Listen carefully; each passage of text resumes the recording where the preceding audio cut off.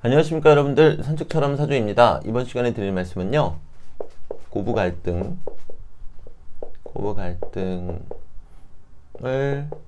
주의해야 하는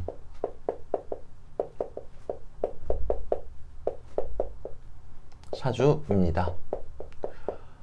지금도 상담 이렇게 드리다 보면요, 이 고부갈등 때문에 괴로워하시는 분들이 대단히 많이 있으세요. 그래서 이 부분이 명리적으로는 어떻게 작용을 해서 이렇게 되는 것이고, 그리고 여기에 대한 해결책은 어떤 것들이 있을지 한번 말씀드려 보도록 하겠습니다. 우선 명리적으로 시어머니를 뜻하는 단어는 편재입니다. 왜 편재가 시어머니가 되는지부터 먼저 한번 살펴볼게요. 간목일간이다 라고 가정을 했을 때, 간목이 일간이니까요, 신랑은 신금, 정관이 됩니다. 그쵸? 그러면 내 신랑을 낳아준 어머니가 이제 시어머니가 되잖아요. 그러면 토생금이니까 일단은 토가 시어머니인데, 토는 무토하고 기토가 있죠? 그리고 아들이니까 성별이 다른 무토. 왜 성별이 다르다 그랬냐면요, 신금은 음간이죠.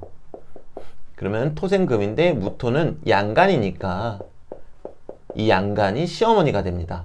자, 그러면 이때 간목일간 입장에서 무토는 어떻게 인식이 되는가 한번 볼까요? 간목일간 입장에서 무토는요, 편재로 인식이 됩니다.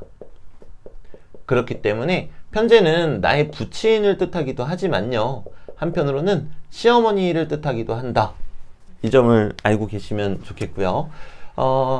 결국에는 이 편재성이 일간이 감당하기 힘들 정도로 너무 강하다. 이럴 때 그런 현상이 일어나게 됩니다. 예시를 한번 들어보겠습니다. 병화일간이 있다고 가정을 해볼게요. 근데 바로 옆에 경신금이 이렇게 있어요. 그러면은 편재 이렇게 되겠죠? 자, 이렇게 있다고 문제가 될 건 전혀 없습니다. 그런데 만약에 여기 자수가 있다. 그럼 이제 정관이 되죠.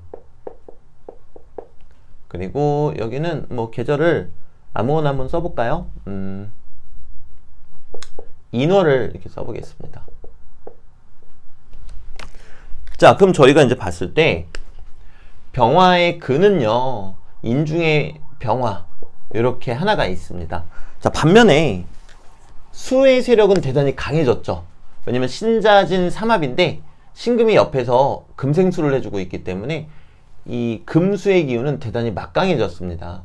자, 이렇게 된다고 하면은 결국에는 일간인 내 입장에서 이 수의 세력은 위협적일 수밖에 없겠죠. 네, 왜? 병화는 화인데 수는 물이잖아요.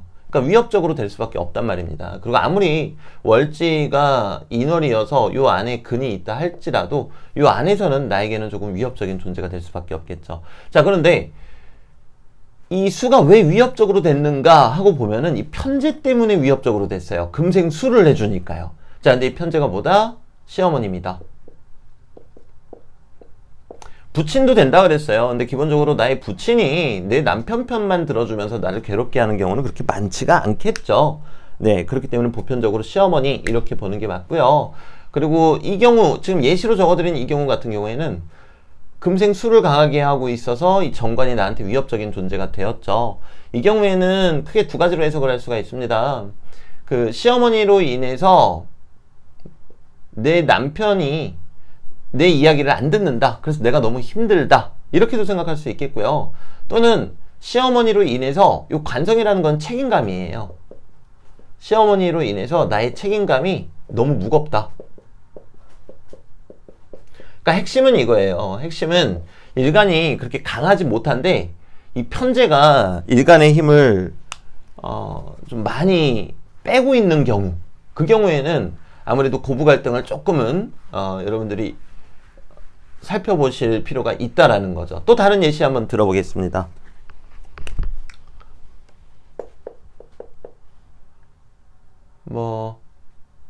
뭘로 할까요?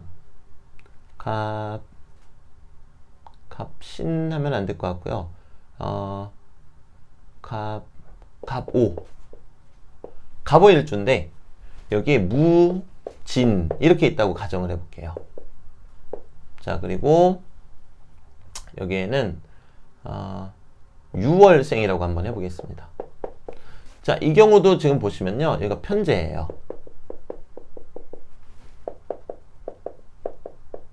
편제가 이렇게 자리를 잡고 있죠. 자, 그런 가운데 지금 유심히 보시면은 계절이 6월이기 때문에 나무는 그 힘이 좀 많이 떨어지게 됩니다. 왜냐면 나무의 계절은 봄이잖아요. 근데 봄의 반대가 가을인데 가을의 왕이니까 벌써 힘이 많이 빠져 있는 상태죠.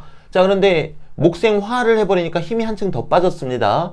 그런 가운데 화생토 하면서 이 편제가 힘을 대단히 강하게 받고 있죠.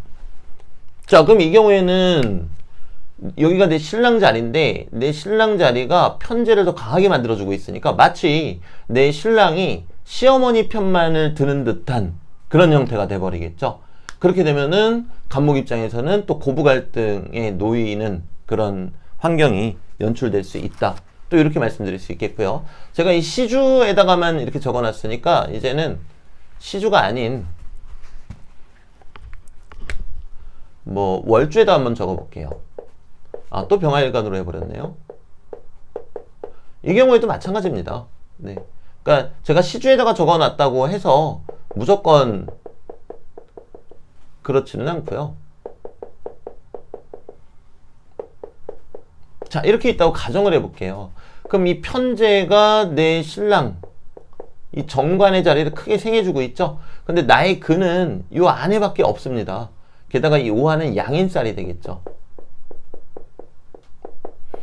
양인살은 어떤 과격한 충돌을 예고하고 있기 때문에 결국에는 시어머니로 인해서 내 남편이 나에게 부담으로 다가왔고 이 남편이 나의 양인을 건드리기 때문에 결국에 내가 좀 과격한 어떤 생각이나 실행을 또 옮기게 된다. 이렇게 말씀드릴 수도 있겠습니다.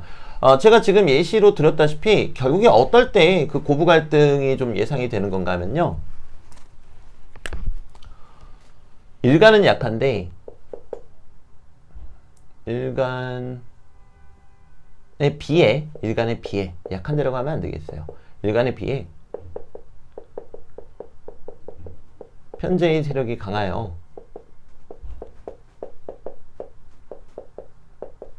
일간에게 부담이 되는 경우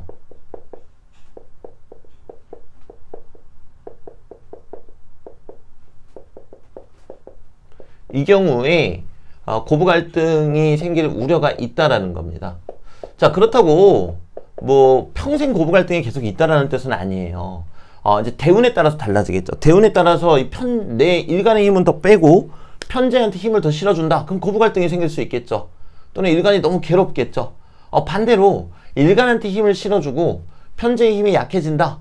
그러면은 그때는 일간이 이 편제와 어떤 타협을 할 수도 있고, 그건 이제 명식에 따라서 너무나 다르기 때문에 제가 어떻게 말씀드리기가 참 어렵습니다. 다만 이 편제성이 강하신 분들은요, 편제가 강하시면은 결국에는 편관이라는 세력도 내 사주 원국이 없더라도 강할 수밖에 없어요.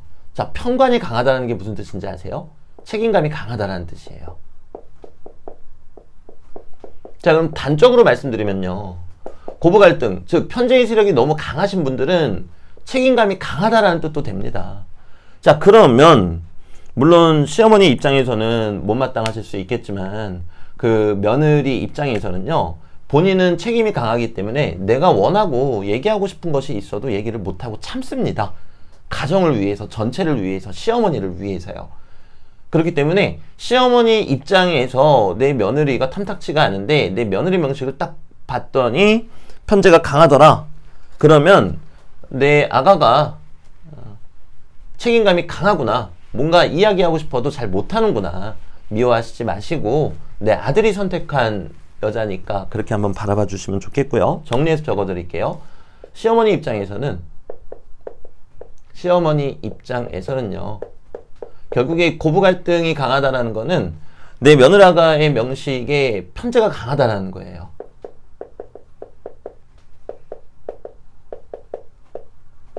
그리고 사주 원국의 편제가 강하지 않더라도 대운에 의해서 그렇게 오는 경우도 있습니다. 그럼 결국에 이 편제가 강하면은 편관도 덩달아 강해진다는 뜻이기 때문에 책임감이 강하다. 참는 것이 많구나. 내가 모르는 뭔가가 있구나.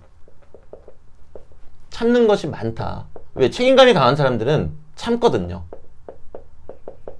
이 점을 좀 생각해 주시면 좋겠고요.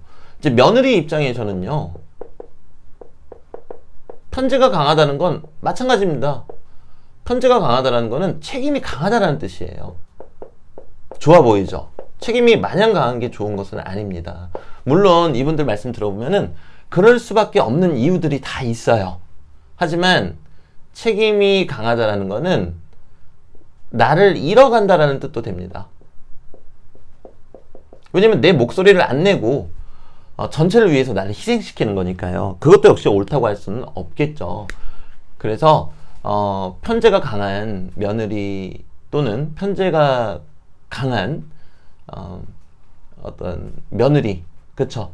며느리를 받아들이신 시어머니라든가 그 당사자께서는요, 나의 표현도 때로는 내가 뭐 가정을 깨트린다는 거 아니잖아요. 근데 나의 표현도 조금은 가끔씩은 시어머니한테 조심스럽게 하셨으면 좋겠고요. 시어머니 입장이라면은 내 며느리가 내가 못마땅해 보이는 거지 책임감이 대단히 강한 사람이고 참는 것이 많겠구나 라고 생각을 해주시고 그 참는 것이 무엇인지 살펴봐 주시면 참 좋겠습니다. 그리고 노파심에 드리는 말씀인데요. 편제가 강하다고 무조건 그렇게 되는 건 아닙니다, 여러분들. 무조건 그렇게 되지는 않고요. 확률적으로 편제가 강하고 그리고 일간이 감당기 어려울 때 그런 건 맞아요. 네, 그러면서 편제가 일간 주변에서 위협적인 경우, 그런 경우가 특히 그렇습니다. 멀리 떨어져 있으면 그렇지 않아요. 그래서 제가 아까 예시를 들을 때 전부 다 일간 주변에다가 편제를 배치시켜 놨죠. 네, 그래서 그렇고요. 그리고 편제가 강한데 이 편제가 관성으로 연결이 되어 있는 경우, 일관성으로 연결, 그리고 이때 이 관성으로 연결되는 게 일간을 또 위협하는 경우에 또 그렇습니다. 그리고 또 여러분들이 명심해 주셔야 될 거는요, 100%는 없어요. 왜냐면 대운에 따라서 달라질 수 있고 사주 원국에 따라서 달라질 수가 있는 거잖아요. 저는 보편적인 것을 말씀드리고 있는 겁니다. 근데 한 가지 팁을 말씀드릴게요. 아직 결혼을 하지 않으셨는데 여러분들이 여기에 해당 사항이 있다.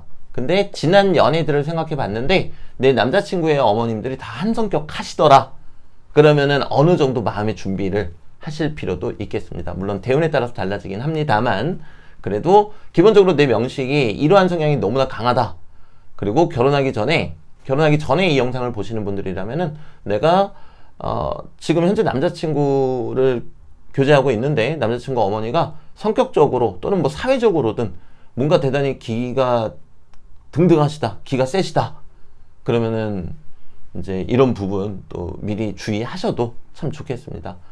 네, 그래서 오늘 영상은 여기에서 마무리 짓도록 하고요. 우리나라에서 이 고부 갈등이 사라지는 그날까지 네, 저희 모두 다 한마음 한뜻으로 네, 실제로 겪으시는 분들은 대단히 괴로우시거든요. 그래서 한마음 한뜻으로 이분들을 또 응원해 주셨으면 좋겠습니다. 네, 그래서 이번 영상 여기서 마무리 짓도록 하겠습니다. 감사합니다, 여러분들.